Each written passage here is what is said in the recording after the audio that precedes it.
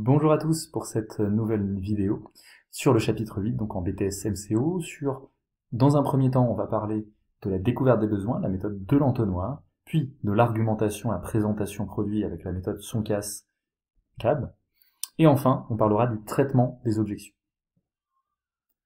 Donc, dans un premier temps, cette fameuse méthode de l'entonnoir. On l'appelle la méthode de l'entonnoir car on va d'abord commencer, en fait, par des questions très générales. Et pour poser des questions très générales, on pose des questions ouvertes. Donc la question ouverte, c'est une question qui apporte n'importe quel type de réponse. Qu'est-ce que vous recherchez? Pourquoi êtes-vous ici? Quelle est la raison de votre achat? Des questions comme ça. Ça va permettre vraiment en fait d'avoir un spectre très très large d'informations et donc de bien comprendre le besoin. Ça, c'est un objectif fondamental et cette phase de la vente, elle est vraiment essentielle. C'est celle qui permet en fait ensuite de sélectionner le bon produit pour le client, puis de le présenter et de l'argumenter correctement. Donc, début d'entretien, on utilise d'abord des questions ouvertes. Deuxième partie, on va ensuite utiliser ce qu'on appelle les questions alternatives. Est-ce que vous préférez le modèle X ou le modèle Y? Est-ce que vous préférez en rouge ou en vert? Quelle est votre taille? Plutôt S, plutôt M, plutôt L? Questions alternatives, on propose des choix. Là, l'objectif, c'est d'aller préciser un petit peu, et déjà, en fait, on est finalement assez avancé dans le stade de vente. On en est, en fait, à savoir quel est le produit qui va remporter l'adhésion du client. Et ça va nous permettre, derrière, en fait, d'arriver sur les questions fermées, qui permettent vraiment de clôturer, de conclure la vente, et donc d'avoir tous les éléments nécessaires. En fin d'entretien, on va également faire ce qu'on appelle l'étape de reformulation. Elle est vraiment importante, cette étape-là.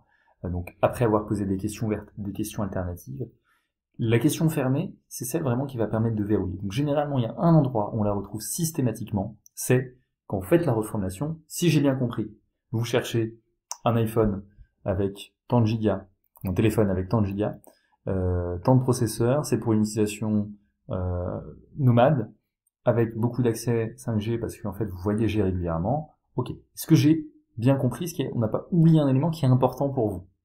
Oui, non. Oui, on passe à l'étape d'après. Non, on refait une petite découverte. Donc voici pour cette. Ensuite, nous allons donc parler dans la suite de cette vidéo de la vente en tant que telle, de l'argumentation. Donc l'argumentation, la phase où on va présenter le produit, où on va argumenter. Pour bien argumenter, on va utiliser plusieurs méthodes. Donc la méthode Soncas, c'est une sorte de méthode de profilage du client, en tout cas des besoins du client à ce moment-là. Donc on appelle ça Soncas, c'est un moyen mémotechnique pour se rappeler les différentes propositions. Donc la première, c'est le S comme sympathie. Donc en fait, c'est un client qui va rechercher en fait avant tout à récolter l'adhésion, à récolter en fait la sympathie, donc à la fois du vendeur, mais surtout en fait dans l'utilisation du produit, il va chercher en fait à avoir l'adhésion des personnes qu'il a autour de lui. Ensuite, on a le O comme orgueil. Donc bon là, c'est très très simple, c'est la personne qui veut montrer l'objet. Elle achète non pas l'objet pour ce qu'il apporte, mais pour la reconnaissance d'autrui justement, vis-à-vis de l'acquisition, de la possession, de l'utilisation d'un objet. Donc là, on est généralement plutôt sur des marques de luxe, mais pas que. On a ensuite le N comme dans nouveauté. Donc là, on va être vraiment sur le besoin en fait d'innovation, le besoin d'avoir la dernière technologie à la mode, la dernière version, tout ce qui est récent, ça va être très très important. On a ensuite le C comme confort, donc là on va être plutôt sur l'aspect ergonomique, le fait que ce soit un objet, quel qu'il soit, qui va être confortable à utiliser, qui va être facile à utiliser.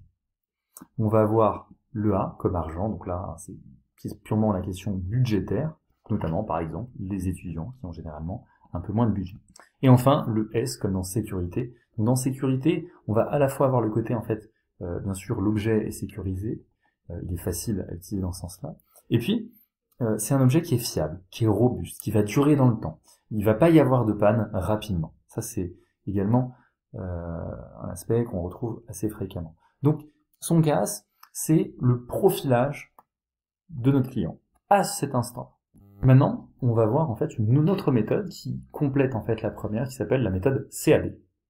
Donc cette méthode, c'est en fait ce qu'on appelle caractéristique, avantage, bénéfice. Alors on parle souvent du CAP, caractéristique, avantage, preuve. C'est une petite subtilité que j'expliquerai un petit peu plus tard.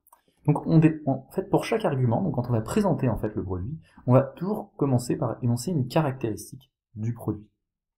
Donc ce produit, par exemple, je vais parler de ma tablette sur laquelle je suis en train de faire ce cours, ce produit, il est tactile. Alors finalement, le fait qu'il soit tactile, bah, c'est intéressant, mais qu'est-ce que ça apporte? C'est quoi l'avantage? Bah, l'avantage d'un produit tactile, c'est que vous pouvez manipuler, en fait, vous pouvez toucher l'écran, ça va lancer certaines actions. Et le bénéfice concret, c'est le bénéfice concret pour le client. Donc concrètement, le fait que je puisse lancer facilement des applications, je vais gagner en ergonomie. Et si je vais pouvoir, par exemple, vouloir dessiner ou lors d'un entretien de vente à un client, vouloir montrer en fait et modifier en direct, ce sera plus ergonomique, ce sera plus intuitif. Et donc finalement, j'aurai réellement moins un bénéfice. À ce CAB, on peut rajouter le E d'expérience, qui rejoint pour le coup un peu le CAP preuve. Cette expérience, l'expérimentation, c'est on va apporter en fait un témoignage. Par exemple, j'ai un client récemment qui me disait justement que lui c'était un gros avantage dans son métier. C'est comme ça qu'on va procéder. Et en fait, cet argumentaire, quand on va construire l'argumentaire, on va croiser en fait les deux méthodes. Donc la méthode sans casse, la méthode CAB. Et pour chaque profil client, on va avoir des arguments en fait privilégiés. Et ce sera tout dans cette deuxième vidéo. Vous aurez donc une troisième et dernière vidéo sur le traitement des objections qui sera un peu plus courte. À très bientôt!